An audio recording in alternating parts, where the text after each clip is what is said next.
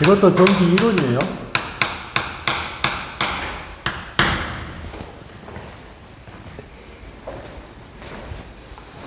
먼저 여러분들 보시면 지금 전기 분해를 통해 석출되는 물질의 양은 통과한 전기 및 화학 당량과 어떤 관계가 있는가, 이제 이걸 물어본 거예요. 그러면 여기서 나온 것이 무슨 법칙이냐면 패러데이 법칙이라고 있어요. 패러데이 법칙. 자, 패러데이 법칙을 하기 전에 기본적으로 여러분들이 알아야 될 부분이면, 보세요. 아까 Q라고 하는 것은 뭐라 했어요? 전기 양이라고 했습니다. 그래서 단위가 쿨룸이에요.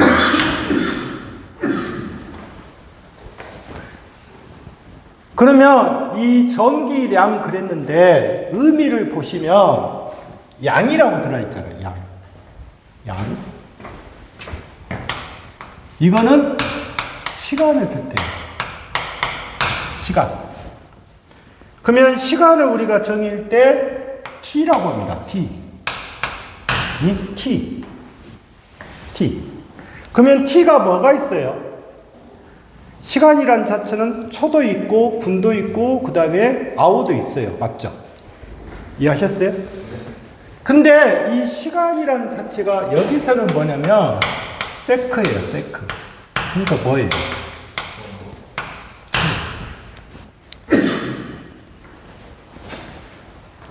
전기량 그랬잖아요. 전기라고 하는 것은 전류가 흐르는 거예요. 맞죠? 그러면 뭐냐면 앞에서 그거 배웠죠. 전류가 뭐예요? 전류를 아까 뭐라 했어요? 전류를 I라고 했어요. 맞죠? I라고 했잖아요. I의 단위가 암페어니까. 암페어. 뭐예요? T죠. 그러면 이때 전기량이란 말은, 전기량이란 의미는 전류에다가 시간을 곱해라 그 말이에요. 그러니까 이 식이 이렇게 하나 나오는 거예요.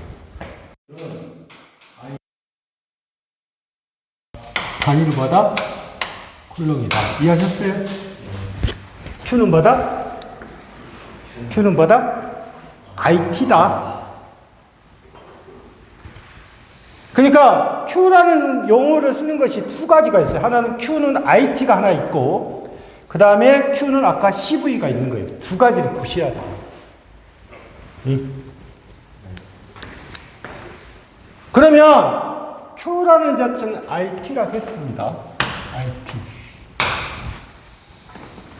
그런데 여기서 문제상에서 물어볼 때는 패러데이 법칙이라는 걸 물어봤어요. 패러데이 법칙. 자, 패러데이 법칙이라고 하는 것은 뭐냐? 석출 또는 검출, 석출되는 물질의 양은 통과 전기량에 비례한다.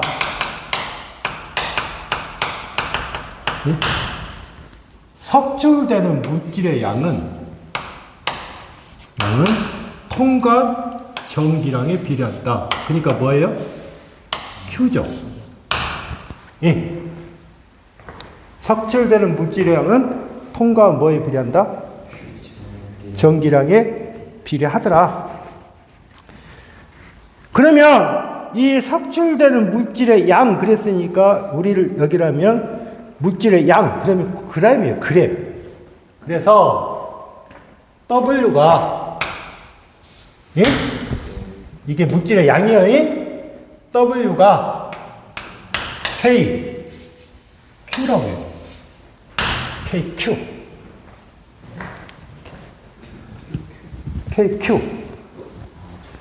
그러면 이게 뭐라고 하냐? 전기 화학 당량이라고. 이해하셨어요? 이해하셨어요? 그러면 잘 보십시오. 석출되는 물질의 양은 전기 화학 당량과 Q에 어떻게 되는 거예요? 비례 관계잖아요. 뭐라고요? 비례 관계라고. 이게 비례라고, 비례. 이게 비례라고요. 비례. 맞잖아요. 그러면 여기서 전기 화학 당량이란 말은 뭐냐? 원자량분의 원자가를 말해요. 이해하셨어요? 예? 원자량분의 뭐다? 원자가. 예를 들어서 원자량이 100이고 원자가가 3이다. 그러면 100 나누기 3이라는 뜻이에요. 이게 화학 당량이에요. 그러니까 석출되는 물질의 양은 통과한 뭐에 비례한다? 전기량에 비례하고 화학 당량에 비례하더라. 그 말이에요. 이해하셨어요? 단위가 뭐다? 자, KQ인데 Q가 뭐라겠어요, 제가? IT라고 했잖아. 뭐라고요? IT. 그러면 이 식이 이렇게 바뀌었단 말이에요. K에 I에 뭐다? T로 바뀌는 거예요. 이해하셨어요? Q가 뭐라겠으니까? IT라고 했으니까. 그러면 석출되는 물질량은 화학 당량과 전기량에 비례하고 전류와 뭐에 곱한다? 시간에 곱해진다? 비례하더라. 곱이잖아, 곱. 이거는 다 비례. 이걸 무슨 법칙이란다? 패러데이 법칙이란 말을 쓰는 거예요.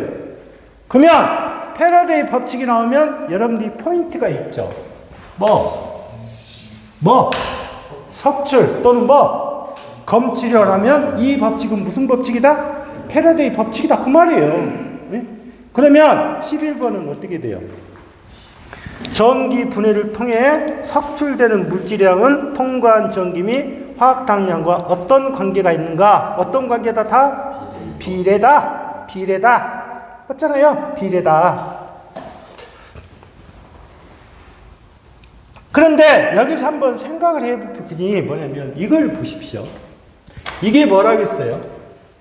전기 화학 당량이라고 했습니다. 제가. 맞죠? 그러면 이거에 뭐가 돼요? 단위가 g이에요. 뭐라고? g이라고. 그램. 양이니까. 이해하셨죠? 그러면 이게 g인데 그러면 여러분들이 생각해 보시면 이 K값 여기에 단위가 뭐예요? Q의 단위가 뭐냐고? 쿨롱이잖아요. 이게 쿨롱이죠. 여기에 단위가 뭐예요? g이잖아요. 이해하셨어요? 그러면 K는 어떻게 가는 거예요? K의 단위는 어떻게 간다? K는 C분의 뭐가 된다? g이 된다. 이해하셨어요? K의 단위니까 K는 전기량 분의 뭐가 된다? g입니다. 이것도 물어봐요. C분의 뭐다? G다.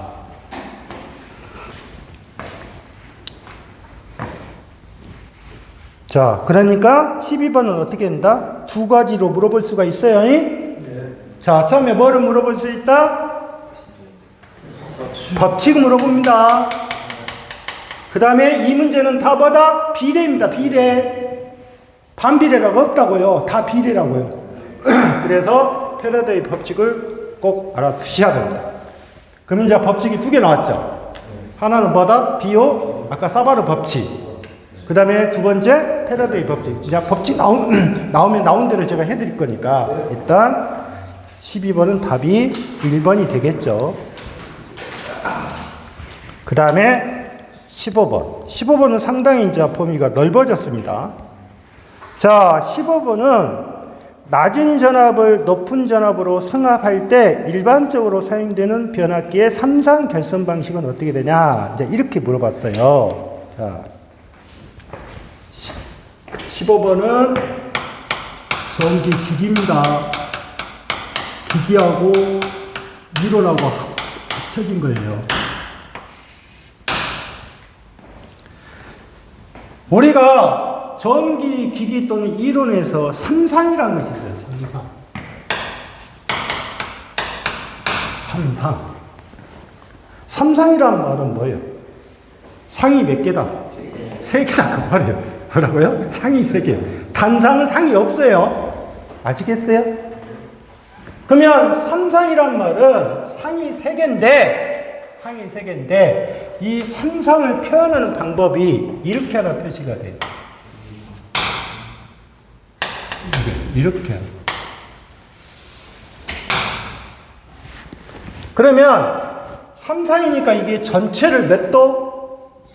360도로 보면 요놈이 120도, 요놈도 몇 도?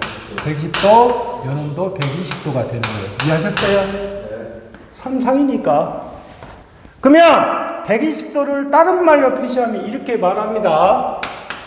3분의 2파이 라디안이라고도 해요. 이해하셨어요? 자, 우리가 각도는 도로 표시하는 부분도 있고 라디안으로 표시된 부분이 있어요. 이해하셨죠? 120도로 뭘 한다? 3분의 2파이. 여기가 180이잖아요. 예? 360을 몇 개로? 3개로 쪼개면 몇 도가 되는 거예요? 120도가 되는 거예요. 아시겠어요? 120도. 이거를 우리가 뭐라고 하냐? 성형결선. 예? 결선이란 자체가 성형결선 또는 무슨 결선? Y결선이라고 합니다. 결선을. 이해하셨죠? 저걸 무슨 결선이란다? 성형결선이라고 해요. 그 다음에 이렇게 표시된 거. 이렇게 표시된 거. 자, 이렇게 표시된 거를 우리가 뭐라고 하냐? 삼각결선 또는 무슨 결선? 델타 결선이라고 합니다. 이해하셨죠? 응? 그러니까 삼상이란 말은 잘 보십시오. 한상, 두상, 삼상이라 그 말이에요. 삼상. 그러면 이거를 지금 Y결선이라고 했고 여기가 델타 결선이라고 했는데 여기서 용어를 잘 생각을 하셔야 돼. 이거를 좀 더 구체적으로 그리면 원래 여기가 이렇게 코일이 있겠죠. 변압기가 있다고 보시면 돼요.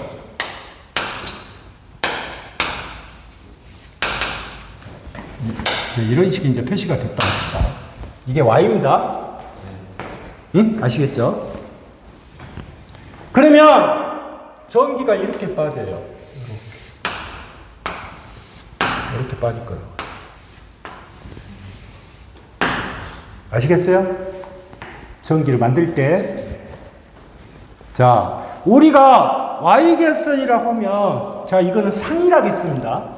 그래서 여기에 걸린 전압, 이렇게 걸린 전압 있겠죠? 여기를 우리가 뭐라고 하냐? 상전압이라고 해요. 상전압. 아시겠죠? VP라고 합니다. 상이에요, 상.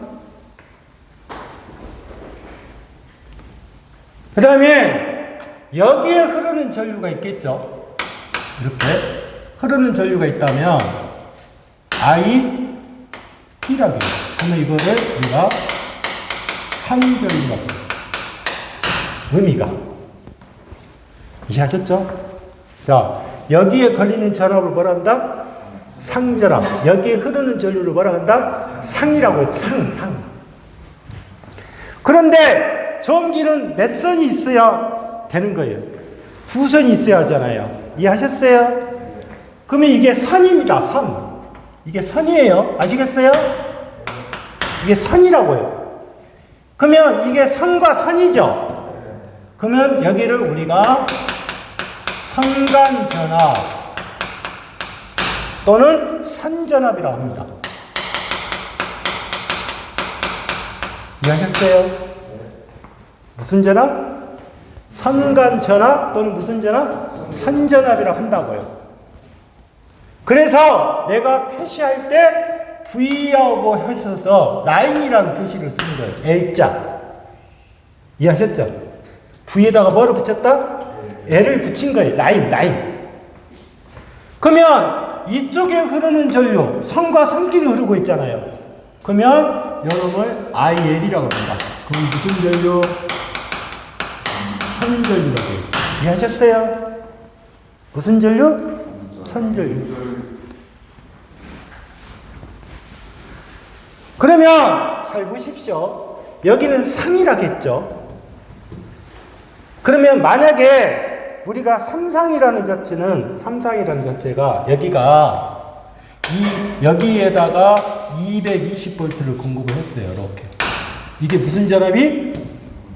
상전압이 몇 볼트? 220을 집어넣었단 말이에요. 220을 집어넣어 보니까 여기에 걸리는 전압은 몇 볼트가 되냐면 380V가 돼요. 이해하셨어요?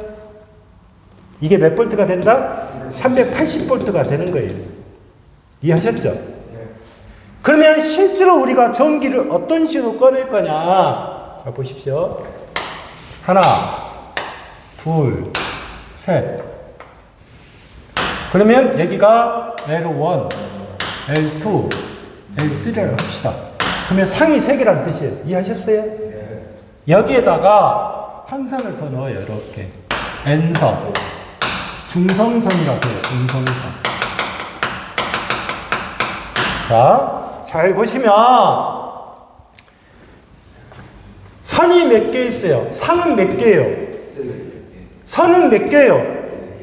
4개죠? 그러면 이거를 우리가 선상 4선식이라고 이야기해요. 이해하셨어요? 선은 몇 개? 상은 3개지만 선은 몇 개다? 4개가 된 거예요. 그런데 우리가 전기를 뺄 때 어떻게 빼셔야 돼요? 우리가 삼상이 들어오면 무조건 콘센트랄지 전열 등은 몇 볼트를 빼셔야 돼요? 220으로 빼실 것이고, 만약에 에어컨 같은 경우, 공장 같은 경우는 380V를 달 거라고요. 그러면 우리가 전기를 쓸 때 220하고 380V를 다 해야 하잖아요, 본인들이. 맞죠? 한전은 거기까지만 넣어주는 거니까. 그러면, 자, 보십시오. 이 상과 상끼리 이렇게 전기를 잡았어. 이렇게 두 손을 뺐습니다. 이렇게. 이해하셨어요? 그러면 이때는 몇 볼트가 된 거다? 380V가 돼요. 전기를 찍어봐. 그런데 여기는 상이고 여기는 중이죠. 중성선이죠. 그러면 내가 전기를 이렇게 뺐어요. 이렇게. 그러면 이때는 몇 볼트가 빠진다? 220이 빠져요. 이해하셨어요? 뺄 때. 그러니까 삼상이 들어오더라도 실제로는 안에 있는 전선의 배선은 다 누가 하는 거다? 본인들이 하셔야 돼요. 맞죠? 입구까지만 해주는 거니까 한전에서. 그러면 전기는 뭐예요? 여러분들 할 때 요구할 때 380V를 요구하든 아니면 220V를 요구하든 한 가지만 요구하는 거예요. 아시겠어요? 이해하셨죠? 그러면 이렇게 해서 선이 3가닥이 들어갔다? 그러면 결론적으로 보다 삼상이 들어갔다는 뜻이에요. 아시겠죠? 삼상 형태가. 자, 그러면 만약에 여기서 상이 하나 결상이 됐다. 결상이란 말은 상이 빠진 거거든요. 상이 빠져버리면 어떤 식으로 동작하냐? 220도보다 동작을 안 해요. 이해하셨어요? 상이 빠져버리면 220으로만 떨어진다고요. 그러니까 220은 들어와 있는데 380V를 쓰는 건 안 들어오는 거예요. 상이 빠졌을 경우는. 자, 그러면 상에다가 220을 넣었는데 실제로 선을 보니까 380V가 됐어요. 그러면 선이 커졌죠. 그러면 보세요. VL은 VP인데 이 220에다가 얼마를 곱하면 380V가 되냐 그 말이죠. 이해하셨어요? 그래다가 여기다가 얼마를 곱하면 루트 3을 곱하니까 얼마가 된 거다? 루트 3을 곱하니까 얼마다? 380V가 됐다는 뜻이에요. 그러니까 우리가 선을 구할 때는 상에다가 얼마를 곱해주는 거다? 얼마를 곱한다? 루트 3을 곱해준다 그 말이에요. 이해하셨어요? 선은 상이 주어질 때는 얼마로 곱해라? 루트 3배만큼 곱해주는 거예요. 이해하셨어요? 그러니까 선은 상이 주어지면 반드시 선을 구할 때는 얼마로 곱해야 된다? 루트 3이라는 숫자를 곱하는 거예요. 이해하셨어요? 그런데 잘 보십시오. 여기에 흐르는 전류가 뭐예요? 상전류죠. 여기에 흐르는 전류가 뭐예요? 선전류죠. 그러면 이렇게 뺑 한 바퀴 돌았다 봅시다. 그러면 한 줄이잖아요. 맞아요? 한 줄이잖아요. 그러니까 Y계선이라는 자체는 선은 상의 루트 3배지만 선전류하고 뭐는 같다? 상은 같다 그 말이에요. 이해하셨어요? 그러니까 여기가 10A가 흐르고 있으면 여기도 얼마만큼밖에 안 흐른다? 10A를 흐르고 있다 그 말이에요. 그러니까 선전류하고 뭐는 같다? 뭐는 같다? 상전류 같다. 이거 나중에 좀 더 해요. 나와요. 이게 무슨 계선? Y계선입니다. 뭐라고요? Y계선이라고. 자, 그러면 이게 지금 Y계선이라고 했는데, 그러면 이제 델타는 어떤 계선을 말이야? 델타. 자, 델타는 이렇게 모양이 되어 있죠. 이렇게. 그러면 델타는 어떻게 빼겠어요? 선을? 이렇게 빼겠죠. 이렇게 뺄 거 아니에요. 이해하셨어요? 네. 델타니까. 그러면 이게 무슨 전압이 돼요? 상전압이죠. 예? 상전압이잖아요. 이게 무슨 전압이 돼요? 여기 보시면 이게 무슨 전압이 되냐고? 선전압이 되겠죠. 맞죠? 그 다음에 이 전류라는 자체를 잘 보시면 만약에 여기 보시면 전류가 만약에 이렇게 흐른다고 합시다. 그러면 이렇게 흐를 수도 있고 이렇게 흐를 수도 있잖아요. 양쪽으로 분할되잖아요. 잘 보니까. 그래서 이 델타 계선을 잘 보시면 여기 크기나 여기 크기가 같잖아요. 여기 크기하고 여기 크기가 같잖아요. 그래서 델타는 어떻게 된다? 선전압하고 뭐는 같다? 상전압이 같다고 해요. 뭐라고요? 선전압이 상전압하고 어찌다 같다. 무슨 결선은? 그러니까 반드시 문제를 주겠죠. Y계선을 말을 든다든가 아니면 델타면 델타 계선이라는 명칭을 줄 거 아니에요. 그러면 자 VL은 VP라 하면 이거는 누가 크냐? IL이 커요. IL을 해보니까 IP보다 이놈이 얼마만큼 크더라? 루트 3배만큼 크다. 이게 무슨 결선? 이거 꼭 기억하셔야 돼요. 여기 두 개.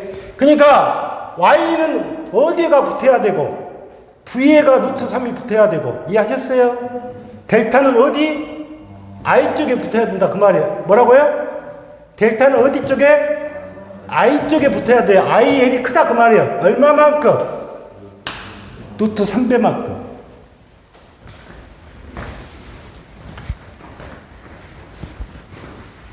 자, 그러면 이 두 가지를 썼잖아요. 맞죠? 근데 여기서 한 가지가 더 있어요. 보세요. Y계선은 이렇게 돼 있고 델타 계선이 이렇게 돼 있는데 이 델타 계선 중에서 자, 이게 상이 몇 개예요? 상이 3개죠. 근데 이렇게 표시가 돼요. 이렇게. 그러면 뭐다? 한 상이 고장이 생긴 거예요. 뭐라고요? 한 상이 고장이 생긴 거예요. 한 상이 고장이 생겨서 한 상이 지금 고장이 났단 말이에요. 한 상이 고장 나면 이 모양이 무슨 모양이 되는 거예요? V 모양이라고 보는 거예요. 뭐라고요? V자 모양으로 되는 거예요. 그러면 우리가 델타 계선 중에서 델타 계선 중 한 상이 고장이 생겨 임시적으로 선상 전력을 공급하는 방식을 말한다? 공급. 이거를 무슨 개선이란다? V 개선이란 말을 써요. 이해하셨어요? 뭐라고요? 델타 개선 중에서 항상이 고장이 생겨 임시적으로 선상을 공급하는 방식을 임시적이란 말을 썼잖아요. 임시적으로. 예? 그 개선을 갖다가 무슨 개선이란다? V 개선이라 하자. 그렇게 이야기한 거예요. 왜 이걸 중요하게 생각하냐면 이 삼상 결선을 보고 자 그러면 잘 보시면 Y도 있고요. 델타도 있고요. V도 있잖아요. 응? 그러니까 Y 델타 V. 그러면 Y 델타 V가 있는데 그러면 이제 이거에서 이제 만들어진 게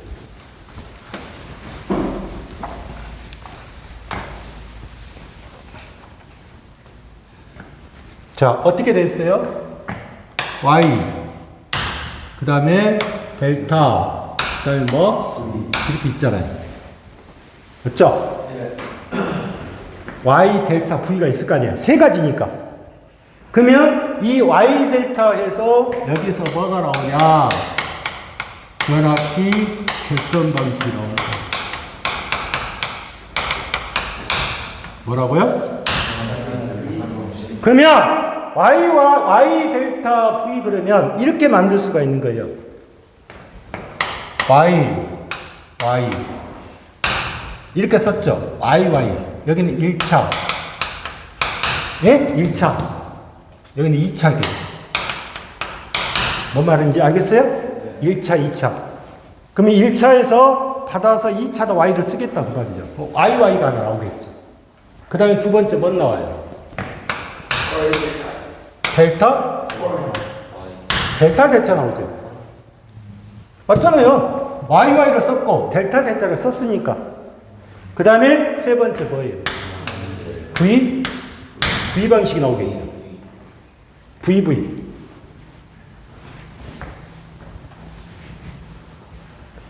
그러니까 변압기 결선 방식은 YY가 있고 델타가 있고 VV. 그 다음에 여기를 제외하고 요놈을 제외하고 이렇게 만들 수가 있어요. Y 델타 그 다음에 델타 Y 이해하셨어요? 만들 때 그러면 변압기의 개선 방식은 몇 가지예요? YY 델타 VV Y 델타 이렇게 돼 있죠. 근데 이거는 사용을 안 해요.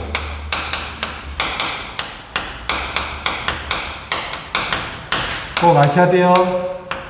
이거는 찐다? 사용 안 한다고요. 그 나중에 설명을 드릴 거예요, 다시. 그런 문제가 나오면. 그런데 1차가 Y고 2차가 Y. 1차가 델타고 2차가 델타. 1차가 VV. 그런데 여기 노란색으로 표시된 부분이 있죠. 그러면 1차는 Y고 2차가 델타죠. 이해하셨어요? 1차 Y, 2차 델타입니다. 그러면 이거는 유상차가 30도. 유상차가 있다 그 말이 몇 도? 30도가 발생해요. 유상차가 있다 그 말이에요. 그럼 한번 볼게요. Y는 누가 커요?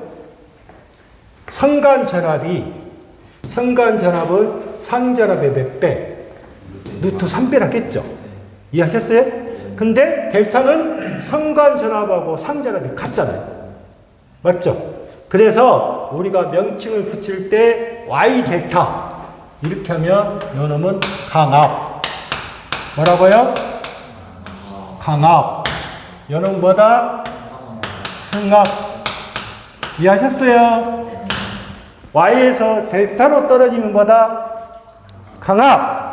델타에서 Y로 떨어지면 어떠진다? 승압. 근데 이게 헷갈린단 말이에요.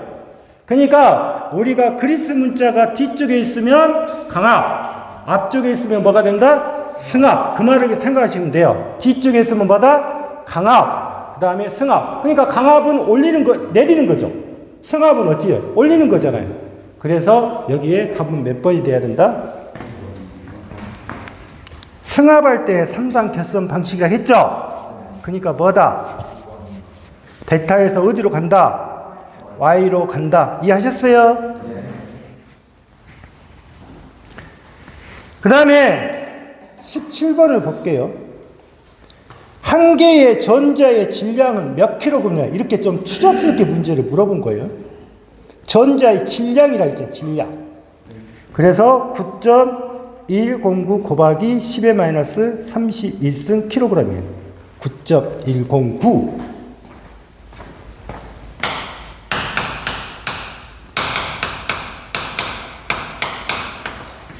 또는 9.10011 이렇게 도 돼요. 그래서 이거를 여러분들이 외우실 때는 뭐냐면 911을 외우시는 거예요. 뭐라고요? 911이 있잖아요. 폭파 사건. 예? 그 다음에 중성자의 질량은 1.675. 그 다음에 양성자의 질량은 1.67261.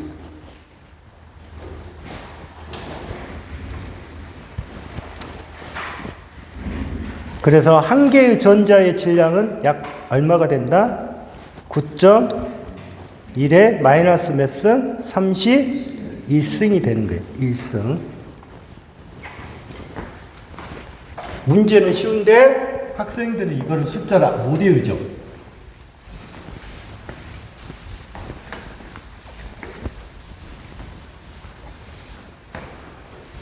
다음에 볼게요. 그 다음에 18번. 자, 18번은 어디에서 나온 거냐? 전기 기기연료.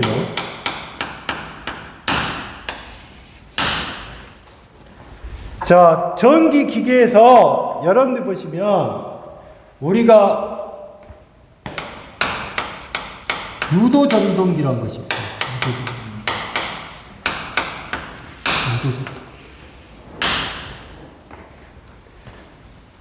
그러면 유도전동기라고 이야기했는데 우리가 유도전동기는 어디에 쓰고 있냐면 여러분들이 가정에서 쓰고 있는 것도 있어요. 이해하셨어요? 그러면 가정에서 쓴 것이 뭐예요? 선풍기랄지 냉장고랄지 그런 것이 다 유도전동기예요. 아시겠어요? 모터가 있겠죠. 그러면 이 유도전동기는 우리가 가정에서 쓸 수 있는 것 또는 공장에서 쓸 수 있는 것 그러면 단상 유도 전동기가 있고 삼상이 있겠죠. 뭐라고요? 단상하고 삼상이 있을 거예요. 근데 여기서는 지금 단상만 물어봤으니까 단상에다만 초점을 맞출게요. 우리가 유도 전동기는 보통적으로 볼 때 여러분들 보시면 일단 구조가 튼튼하고 그 다음에 값이 저렴하고 뭐 그렇다 이제 하는데 여기서 이야기하는 것은 유도 전동기의 뭐냐면 기동 방식을 말합니다. 그럼 뭐예요? 단상 유도 전동기의 무슨 방식? 기동 방식. 기동이란 것은 뭐예요? 기동. 우리가 기동이란 말은 전동기를 갖다가 예를 들어서 기동, 스타트 하는 거잖아요. 그러면 우리가 생각할 때 모터는 가장 첫 번째 여러분들이 생각할 때 처음에 전원이 들어갔을 때가 가장 전기가 많이 먹죠. 이해하셨어요? 에어컨도 그거잖아요. 그러니까 에어컨 같은 경우도 처음에 시동을 걸 때 어떻게 돼요? 가장 그때 뭐가 많이 먹는 거예요? 전기가 많이 먹고 그때 전류가 가장 커요. 기동 전류. 그러니까 기동 전류가 크다는 말은 뭐다? 그때 기동시킬 때 전기를 많이 먹는다. 그 말이에요. 결론적으로 따질 때. 그러면 단상 유도 전동기의 기동 방식 그랬는데 이게 종류가 있어요. 자, 단발 규동형. 그 다음에 단발 유도형. 그 다음에 콘덴서 기동형.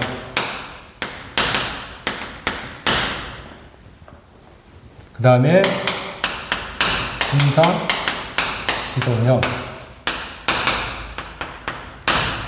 그 다음에 셀비 코일형.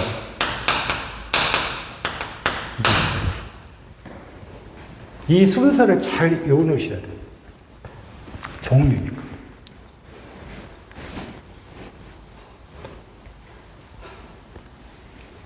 자, 반발 기동형, 반발 유도형, 콘덴서 기동형, 분산 기동형, 세이딩 코일형, 이 5가지가 있는데, 실제 여러분들이 오실 때는 반, 콘, 분, 세로 외우시면 되겠죠.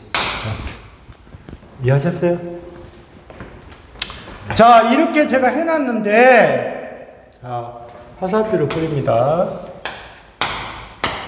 여기가 기동 토크가 가장 크다. 여기는 기동 토크가 가장 적다. 그러면 뭐를 알아야 될까? 뭐? 순서를 아셔야 돼요. 뭐라고요? 순서.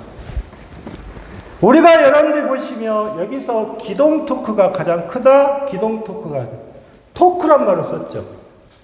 토크가 뭐냐? 회전력이 뭐라고요? 회전력이라고요. 이해하셨죠? 토크는 회전력입니다. 그래서 회전력을 하는데 이 회전력의 단위는 이렇게 생겼어요. 이렇게 생겼어요. 뉴턴 미터라고 해요. 뉴턴. 이거는 뭐다? 킬로그램 미터입니다. 회전력의 토크의 단위는 뭐다? 뉴턴. 힘이죠? 이게 힘이에요, 힘. 뉴턴 미터. 또는 뭐다? 킬로그램 미터. 회전력이 세다는 말은 결론적으로 뭐라는 뜻이에요? 힘이 세는 거예요. 기동 토크가 커버리니까. 그러면 기동 토크가 가장 큰 것은 뭐다? 반발 중에서 뭐다? 기동형이에요. 뭐라고요? 기동형이라고. 그 다음에 여기 단상 유도 전동기 기본 방식에서 가장 많이 물어본 거. 여기 콘덴서. 콘덴서. 콘덴서란 말을 썼죠. 여기. 그러면 여기는 역률이 가장 좋다. 뭐라고요? 역률이 가장 좋다. 역률이 가장 좋다는 말은 그만큼 보다 비용이 적게 나오는 거예요. 역률이 좋으니까. 네?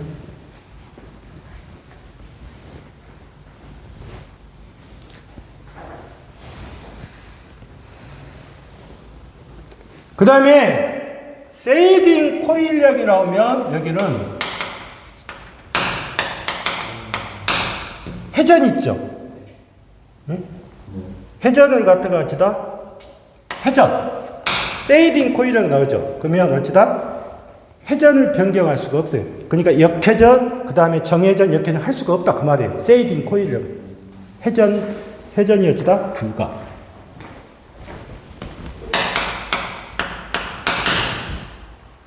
그러면 여기서 문제가 주어진 게 뭐예요? 잘 보시면 역률과 뭐가 좋아서 효율이 좋아서 맞잖아요. 회전 변경을 할 수가 없다. 근데 역률과 효율이 좋아서 가정용 선풍기, 전기 세탁기, 냉장고 등에 주로 사용되는 것은 뭐냐? 이렇게 물어봤잖아요. 그러면 뭐다? 무슨요? 콘덴서 기동이 되는 거예요. 콘덴서 기동. 이해하셨죠? 이걸 꼭 순서 보셔야 돼요. 그러니까 여러분들이 나중에 이렇게 정리가 된 상태에서 나중에 문제 보면 이런 문제가 다 나와요 또. 그래서 정리를 같이 하고 있는 거예요. 그러니까 문제만 찍어버린 게 아니라 나중에 문제를 더 나올 거 아니에요. 계속적으로. 그러면 이제 앞에 치 보면 배웠다 안 배웠다 이게 나온단 말이에요. 그게 18번입니다.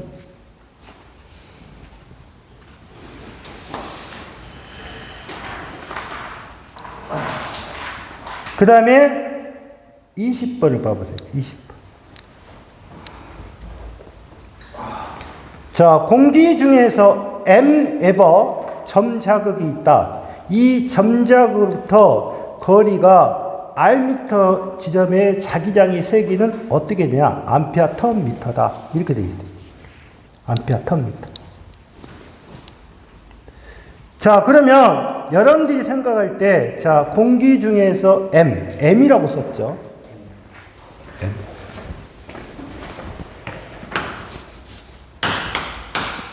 이게 자극의 세기예요. 아시겠어요? 네. 자극이란 말은 가장 끝부분을 말하는 거예요. 자극의 세기. 단위는 웨버예요. 웨버. 응? 웨버라고 해요.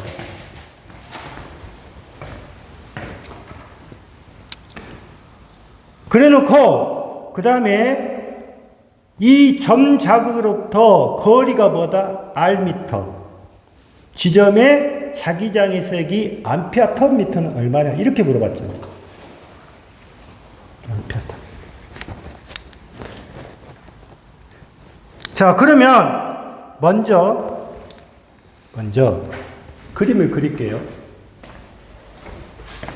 우리가 정전계가 있고 전자계가 있어요. 전자계. 자, 그러면 여기가 M1이고요. 이쪽이 M2로 할게요. 그 다음에 여기가 R이라고 할게요.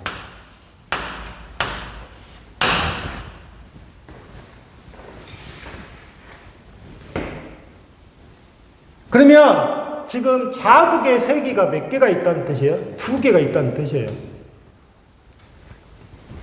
그러면 이거를 갖다가 나타난 것이 여러분들 보시면 우리가 전자력 F가 있어요. 자, F라고 표시했죠. F는 단위가 힘이에요. 그러니까 뭐다? 뉴턴이에요. 이해하셨어요? 뉴턴이라고요. 단위가. 그러니까 우리가 전기에서는 F를 갖다가 뭐냐면 포스란 말을 써요. 힘이니까. 그러면 이 F라는 것이 어떤 식으로 나오냐면 이렇게 나와요. 아까 9의 표면적이 뭐라고 했어요? 4파이 뭐다? R의 제곱분의 1이에요. 아시겠어요? 9의 표면적은 4파이 R의 제곱분의 1이에요. 여기 R이라고 했잖아요. 이해하셨어요? 자, 4파이 R의 제곱분의 1에 이렇게 되는 거예요. 뮤분의 M1 곱하기 M2가 돼요. 실제로. 그러면 이거를 해석해보면 지금 뭐냐, 이게 지금 나중에 무슨 법칙이 되냐면 쿨롱의 법칙이 돼요. 이해하셨죠? 무슨 법칙? 쿨롱의 법칙이라고 해요. 쿨롱의 법칙. 자, 그러면 이 쿨롱의 법칙을 해석해 보니까 어떻게 해요? 이거는 자극이 몇 개가 있어요? 2개. 그러니까 두 자극을 뭐에 비하고 곱에 비례하고 그 다음에 거리의 뭐를 제곱 또는 뭐 차승 거리의 제곱에는 어떻게 한다? 반비례한다. 이 법칙이 무슨 법칙?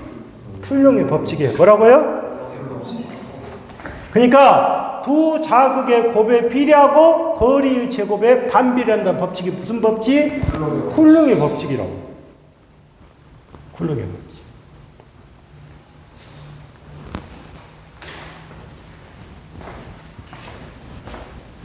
그런데 이 쿨롱의 법칙 중에서 여기에서 지금 하나가 여기 나왔죠. 이렇게. 우리가 이거를 뮤라고 해요. 뮤. 뭐라고요? 뮤. 그래서 이거를 뭐라 그러냐? 투자율이란 말이에요. 투자율. 투자예요. 용어로 쓸 때. 그러면 여러분들이 자기 쪽하고 관계 있는 것을 여러분들 보시면 우리가 강자성체란 말을 쓰게 되면 이렇게 쓰는 거예요. 강자성체란 말은 뭐냐? 자석이 잘 되는 거예요. 이해하셨어요?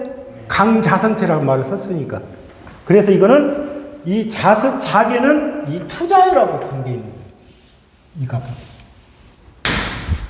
그런데 이 투자율이라는 자체가 어떤 식으로 만들어졌냐면 이렇게 만들어진 거예요. 뮤가 뮤0에 곱하기 뮤s 이렇게. 이거에 따라서 뭐가 형성이 되냐면 자석이 잘 되냐 안 되냐를 따지는 거예요. 그래서 여기다가 뮤0 쓰고 여기는 뮤s라고 써놨잖아요. 이거를 명칭을 이렇게 쓰는 거예요. 진공의 투자율. 여기는 비투자율. 진공의 투자율, 비투자율. 그래서 이 진공의 투자율이 있는데 이 값이 이거예요. 헬리미터예요. 헬리미터. 아시겠죠? 이 값은 계산기에 있어요. 아시겠죠? 이거는 계산기에 있다고요. 외우는 게 아니라고요. 저는 이제 이렇게 표시했겠지만 4파이 곱하기 10의 마이너스 7승 헬리미터라고요. 헬리미터. 그냥 헬리니까 뭐가 관계 있는 거예요? 코일하고 관계가 있는 거예요. 코일.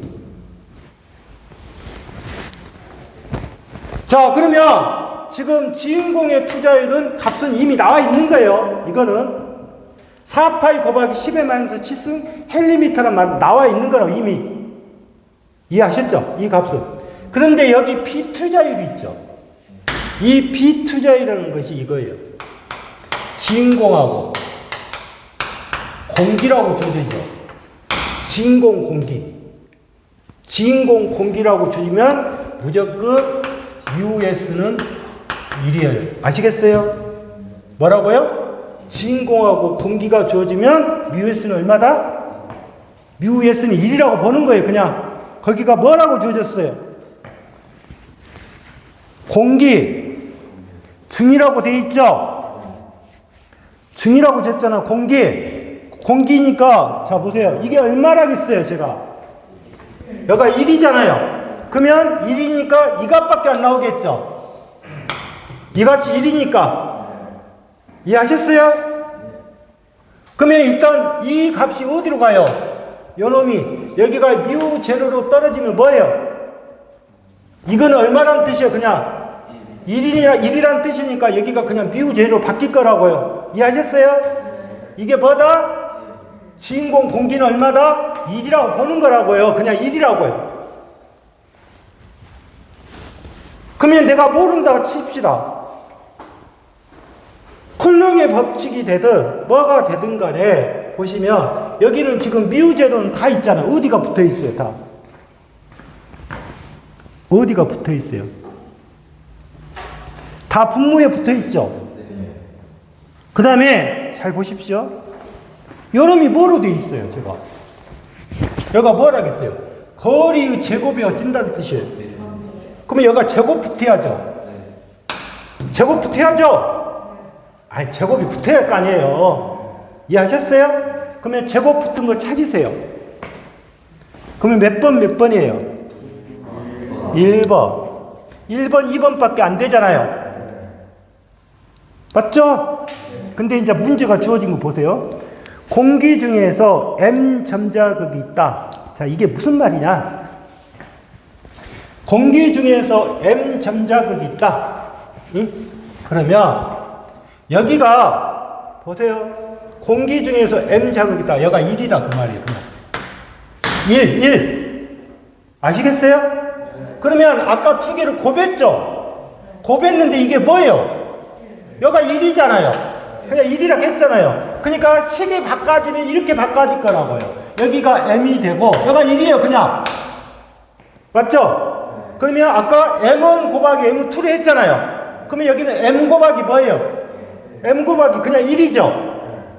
m 곱하기 1이잖아요. 그러면 여기가 뭐로 바뀌는 거예요, 그냥? 1이요? m 곱하기 1이라니까. m 곱하기 1을 하면 m이 돼야지 뭐가 1이요. 맞죠? 이해하셨어요? 그러니까 이 식에다가 얼마만 났다. 여기 값에다가 1만 났다. 그 말이죠. 그러니까 그러면 여기가 m1이라고 했으면 m1이 맞을 것이고 여기가 m이라고 줘졌으니까 m 곱하기 1이다. 그 말이에요. m 곱하기. 그러면 m 곱하기 1이니까 분자가 뭐로 떨어지는 거예요? m으로 떨어지겠죠. 이해하셨어요? 그러면 답이 몇 번이 돼요? 답이 몇 번이 되냐고. 제곱이 아니잖아요. 응? 그래서 20번은 답이 몇 번이 돼야 된다? 1번이 되는 거예요. 이해하셨어요? 이게 M1, M2는 이거는 쿨룡의 법칙이고, 쿨룡의 법칙에서 자기 세기를 구할 때는 여기 값에다가 1을 놓는 거예요. 뭐라고요? 1을 놓는 거라고요. 1. 그래서 M 곱하기 얼마다? 1이다. 그래서 답이 몇 번? 찾겠어요? 그래서 20번은 답이 1번이 됩니다. 잠시 쉬었다 할게요.